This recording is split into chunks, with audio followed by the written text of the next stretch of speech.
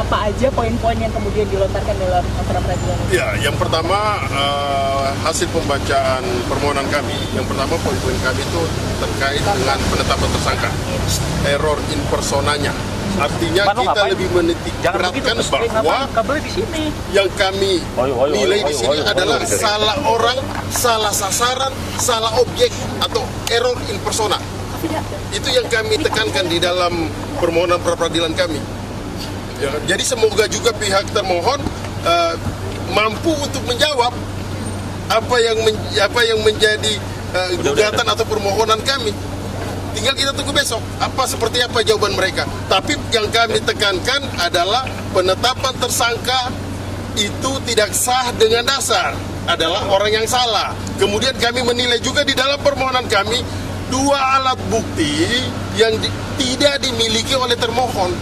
Makanya dalam persidangan ini kami akan tekankan apakah kalau mereka memiliki dua alat bukti, kita uji alat buktinya apakah sah atau tidak. Kira-kira seperti itu. Artinya dua alat bukti itu bisa saja dibawa dalam sidang pra peradilan ini? Bisa saja, memang harus mereka tunjukkan. Harus mereka tunjukkan. Dalam pokok perkara. Tidak masuk dalam pokok perkara karena pra peradilan ini pada prinsipnya adalah pemeriksaan formil. Ya kan? Kita tetap merujuk kepada pasal 184 KUHP. Yang rujukannya harus ada dua alat bukti permulaan untuk menetapkan klien kami Peggy Setiawan selaku tersangka. Tapi yang kemudian ketika alat bukti itu dan harus relevan, artinya alat bukti itu, dua alat bukti itu harus sah. Kalau tidak sah, maka jalan satu-satunya bebaskan Peggy Setiawan. Dua alat bukti ini apa sih kalau dari polisi, Bang? Ya, kita belum tahu apa yang mereka mau menghadirkan. Tapi yang kami tangkap begini, dari agenda persidangan tadi, pihak kami sudah ditanyakan selaku pemohon, kemudian pihak kepolisian juga sudah ditanyakan dan kami menangkap jawaban dari mereka.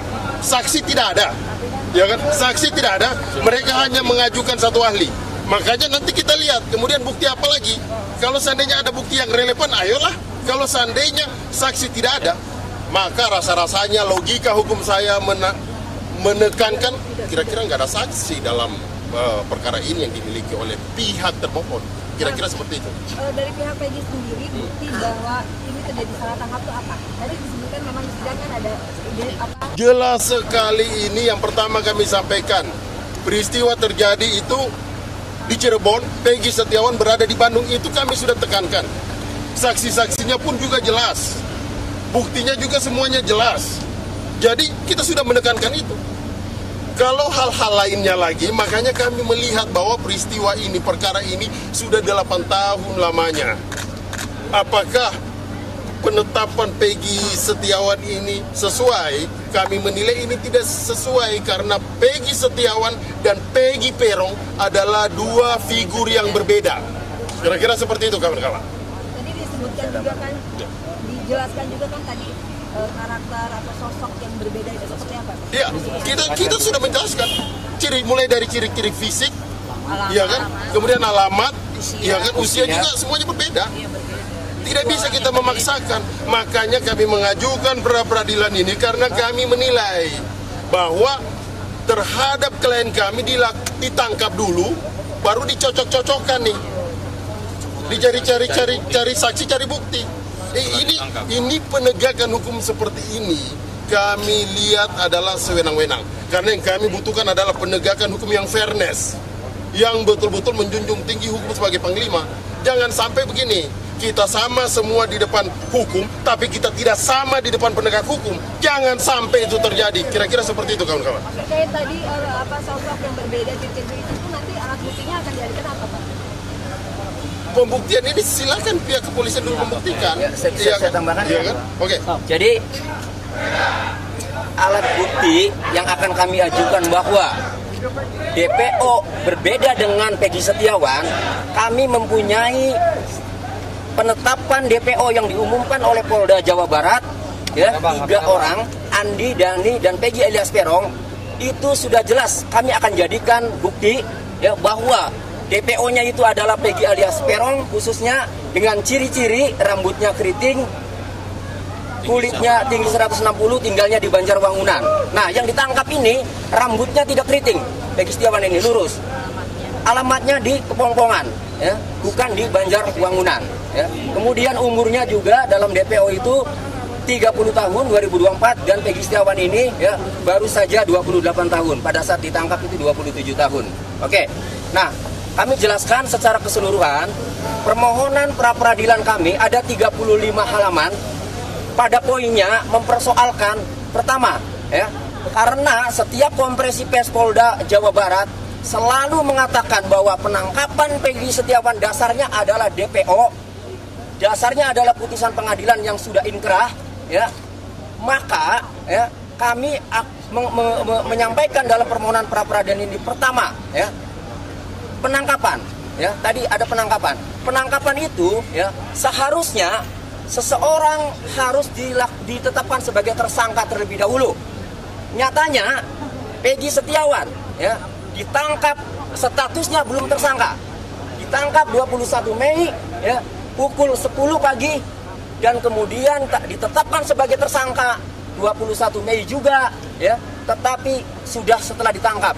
Artinya, ya, pada saat ditangkap seharusnya sudah menjadi tersangka dan sudah ada 2 alat bukti permulaan yang cukup sehingga menetapkan Peggy Setiawan sebagai tersangka. Nyatanya ini ditangkap dulu,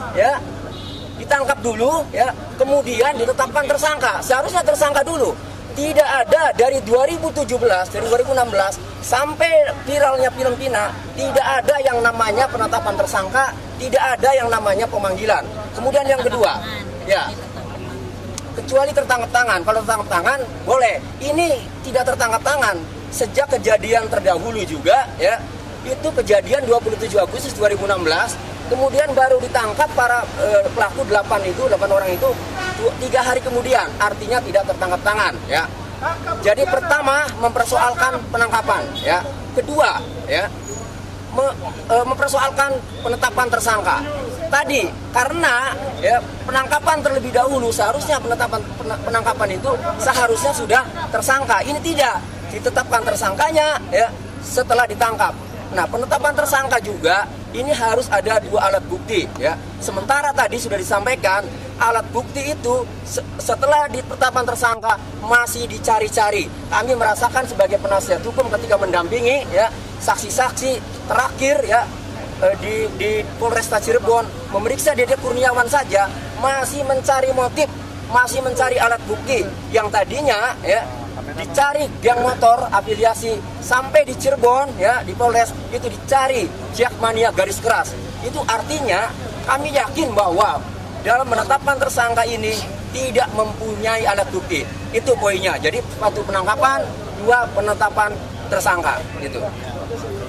Dari kuasa hukum kira-kira ada informasi nggak sih siapa Peggy yang sebenarnya dicari ini? Apakah sudah ada informasi? Itu tadi ciri-cirinya yang dikasih tahu tuh. Apakah sudah ada orang yang dimaksud? Oh, itu kita belum ada.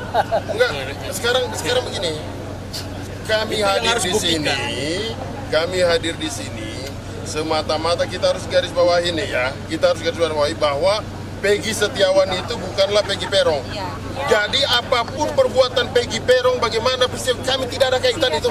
Yang kami ingin buktikan, silakan cari sendiri. Yang kami ingin buktikan, yang kami ingin bela di sini adalah orang yang atas nama Peggy Setiawan tidak bersalah, tidak tahu menahu, kemudian ditarik, dimintai pertanggungjawab dalam perkara ini. Kira-kira seperti itu. Kalau kesamaan nama juga tidak sama. Apakah sama Peggy Setiawan dengan Peggy Peron? Kan ini 2 hal berbeda. Kemudian yang paling penting begini. 2016 dilakukan penggeledahan, bahkan penyitaan 2 unit kendaraan bermotor yang motor itu motor rusak. Rusaknya apa? Rusaknya turun mesin. Motor Suzuki Smash itu rusak, motor turun mesin, tapi tetap dibawa. Kemudian perkara ini senyap. Kalau saja Peggy Setiawan dari 2016 akan dilakukan penangkapan, kira-kira sudah dilakukan penangkapan bukan di 2024 ini. Pertanyaannya kenapa didiamkan? Dan penyitaan barang bukti juga itu harus disertai dengan surat penyitaan barang bukti. Tapi pada saat penyitaan barang bukti itu tidak ada surat penetapan barang bukti atau surat penyitaan barang bukti dan tidak seizin pengadilan negeri. Penangkapannya juga kan nggak ada suratnya juga apa gimana? Iya betul, tidak ada. Lebih kami tekankan bahwa lebih kepada 2016 pada saat dilakukan penyitaan 2 unit motor rusak turun mesin itu sama sekali tidak diberikan surat apa-apa. Tapi yang kemudian motor itu tetap dibawa. Sampai hari ini tidak ada bukti suratnya bahwa kepolisian melakukan penyitaan terhadap 2 motor tersebut. Pertanyaan kami, di mana kira-kira bukti itu sekarang? Di mana bukti itu sekarang? Karena bukti tersebut juga tidak dimasukkan di dalam 8 terpidana ini sebagai alat bukti, nggak masuk itu juga. Makanya kita menjadi pertanyaan kami, kira-kira penyidik apain sih terhadap motor itu? Diapain? Kita tunggu besok jawabannya. Kita tunggu besok jawabannya karena persoalan 2 unit motor yang dilakukan penyitaan ini kami juga sudah mengajukan dalam permohonan kami. Kira-kira seperti itu. Terus gini. Ya, ini Pak, ini satu lagi. Ini simpel saja sebetulnya. Ya. Kenapa kita tim kuasa hukum PEGI menitik beratkan kepada error in persona? Pertanyaannya adalah, apakah Polda Jabar menghormati putusan hakim tahun 2017? Tidak. Kalau mereka menghormati, tangkap Peggy Peron, bukan Peggy Setiawan. Nah, itu pertama. Ya. Karena dari ciri-ciri yang disampaikan oleh rekan kami jauh berbeda. Ya, saya nggak usah kupas lagi karena sudah dikupas banyak ya. Siapakah Peggy Peron, siapa Peggy Setiawan. Yang pertama. Kemudian yang kedua, terakhir Kompolnas menyampaikan penyidik sudah mengantongi nama 5 Peggy Setiawan. Ya, saya minta kepada Polda Jabar, kalau memang ada 5 Peggy Setiawan di kantong penyidik, ya, yang 4 panggil tuh, ya, yang 4 panggil, mintai keterangan, bila perlu perlakukan seperti klien kami Peggy Setiawan, ya, tangkap tahan, atau kalau mereka nggak berani itu lakukan klien kami seperti mereka, keluarkan, bebaskan, simpel kan? Setuju. Oke, jadi pada intinya karena kok kesimpulan permohonan kami ini adalah error in persona, salah orang, maka menurut Tuhap ketika ya Peggy Setiawan ini bukanlah Peggy alias Peron sebagaimana putusan pengadilan dan sebagaimana penetapan DPO, maka Peggy Setiawan adalah orang yang dicurigai. Seharusnya kalau orang yang dicurigai tidak langsung ditangkap. Lakukan pemanggilan dulu, lakukan pemeriksaan dulu sampai ditemukan 2 alat bukti bahwa pelaku pembunuhan dan atau pemerkosaan itu mengarah ke Peggy Setiawan. Baru itu saya acungi jempol kalau penyidik seperti itu. Tetapi nyatanya ya hanya menurut penyidik bahwa Peggy Setiawan itu adalah Peggy alias Peron, sementara ya dari ciri-cirinya berbeda, dia melanggar prosedur ya. Ada peraturan Kabareskrim ya, ada putusan Mahkamah Konstitusi. Fatal. Yang paling penting sebelum ditetapkan sebagai tersangka harus diperiksa dulu sebagai saksi. Nyatanya ini langsung ditangkap kemudian ditetapkan sebagai tersangka. Itu jadi error in persona, tetapi tidak dilakukan pemanggilan dulu, tidak dilakukan pemeriksaan dulu sebagai saksi, langsung ditetapkan sebagai tersangka. Ditangkap kemudian ditetapkan sebagai tersangka. Kita tunggu besok jawaban apa yang membuat penyidik, alat bukti apa yang membuat penyidik menetapkan klien kami yang jelas-jelas Peggy Setiawan bukan Peggy alias Peron kemudian menjadi tersangka. Demikian. Ya, apa yang dijadikan untuk menjadi alat bukti nanti untuk menyatakan bahwa ini Peggy ini salah tangkap? Oh itu nantilah. Nantilah. Nggak bisa kita buka itu nanti bocor. Nanti ada kejutan berikutnya. Kejutan berikutnya di pengadilan nanti. Hanya yang saya mau katakan begini, bahwa dengan pernyataan termohon tidak akan menghadirkan saksi, menurut kami itu sangat bagus banget buat kami. Karena keuntungan besar buat kami. Karena sekarang saksi itu merupakan satu alat bukti. Dalam perkara pidana 184 KUHP, saksi itu berada paling depan, berada paling atas. Kalau sampai ini tidak dihadirkan ya udah silakan aja. Makanya kami mau mengukur besok nih. Kalau sampai dalam perkara ini yang kemudian hanya mengajukan ahli, ayo kita uji ahlinya. Tapi tadi ahli aja ya. Ahli aja. Sudah ketahuan, catat. Iya kan? Saya sudah mengancam. Silakan hadirkan AF ya. Yang awalnya dalam Komisi Polda itu diantaranya pengakuan AF, kami akan cecar. Siapa tahu jangan-jangan AF ini terlibat. Catat itu. Kemudian yang kedua, siapa lagi? Sudirman. Ya. Kami akan tanya dari hati ke hati nanti karena kami ini orang Cirebon, ibu orang Cirebon, Pak Sudirman orang Cirebon, akan ditanya orang Sudirman diumpetin aja di Polda itu apa maksudnya? Emang tidak boleh mau ditemui kalau harus sangat di lapas, meminjam untuk menggali keterangan atau melengkapi alat bukti ya keterangannya. Silakan saja, tapi setelah itu harusnya segera kembalikan ke lapas Cirebon. Ya, ini enggak. Nah, jadi hanya 2 itu ya waktu ke Polda Jawa Barat menyampaikan yaitu keterangan AF dan keterangan terpidana Sudirman. Silakan hadirkan, pasti kami cecar. Sehingga kalau kemudian keputusannya tidak dihadirkan, berarti kami sudah menduga rekayasa saksi-saksi itu adalah benar. Itu. Karena bicara hukum itu cuma 2, bukti dan saksi. Jadi kalau bukti dan saksi tidak lengkap, tidak bisa dibuktikan secara benar, maka harus sesegera mungkin Peggy Setiawan dibebaskan. Mau nanya Ibu silakan. Dari kejaksaan pun sudah jelas bahwa berkas dikembalikan karena P18, artinya bukti permulaan dari tertuduhnya Peggy Setiawan sebagai tersangka tidaklah terbukti, sehingga kejaksaan pun mengembalikan berkas tersebut karena memang masih jauh untuk dibuktikan bahwa Peggy adalah tersangkanya. Jadi satu hal yang begini Pak, besok acaranya itu nanti setelah jawaban kami juga akan ajukan replik, terus duplik.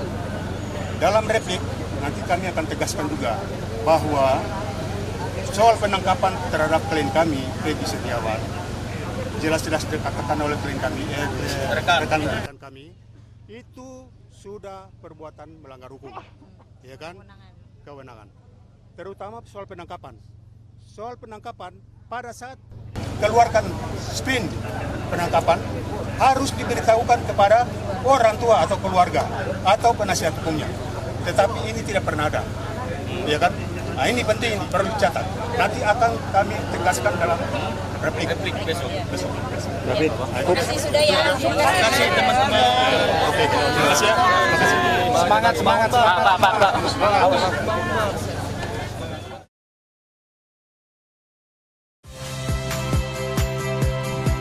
Saya Cynthia Rompas. Saksikan program-program Kompas TV melalui siaran digital, pay TV, dan media streaming lainnya. Kompas TV, independen, terpercaya.